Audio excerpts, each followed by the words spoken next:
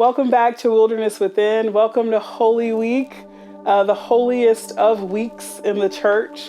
I'm a convert to the Catholic faith, and so Holy Week has a really special place in my heart.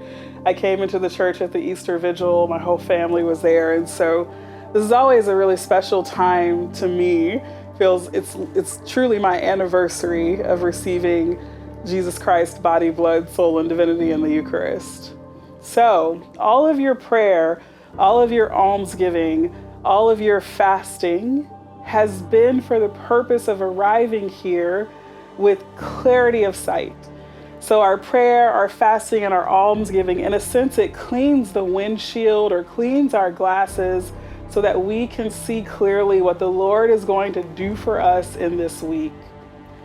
I was not a postulant yet. I was a candidate with the sisters and was preparing to become a postulant. And when I was younger, I was very vain. So I was focused on the clothes, like how would these postulant clothes work and what was I gonna wear and what was all that gonna look like. And so I was sitting one day on a swing, a bench swing with my formation director, and she looked at me as we talked about the clothes and she said, "Sister, you're gonna be walking dead. That's what your clothes mean." And I was like, this is not going the way I had anticipated.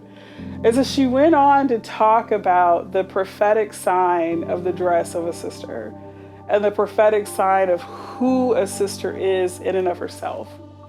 And so she said to me, as a spouse of Jesus Christ, we have not received an exclusive or private title. She said, as a spouse of Jesus Christ, we become a reflection of what all of humanity is called to, a spousal relationship with Christ, which is fully lived when we go through the door of death that was opened by Christ to the resurrection. And so that's why she said, we're walking dead, and this is what our garb means, so that we can be a sign of the desire that Christ has to espouse every single one of us to himself. I want to encourage you this week to live this week like someone who Christ is proposing a spousal relationship to. And I know that's a challenge. You're not all currently spouses of Christ, but as his spouse, I really am making this plea to you.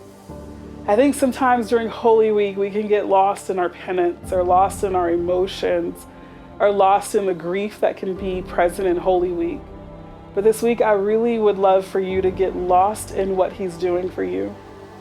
Instead of being preoccupied with your penances, to be preoccupied with the steps that Christ takes and to walk them with him, near him, with your eyes fixed on him, the same way you would as a spouse.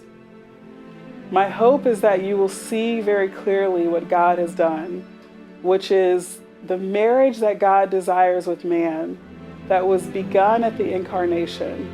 This week it's brought to completion at the cross. Thank you. It's been a joy accompanying you through Lent. The greatest honor, really one of the greatest honors of my vocation. And so I'm so grateful for you. God bless.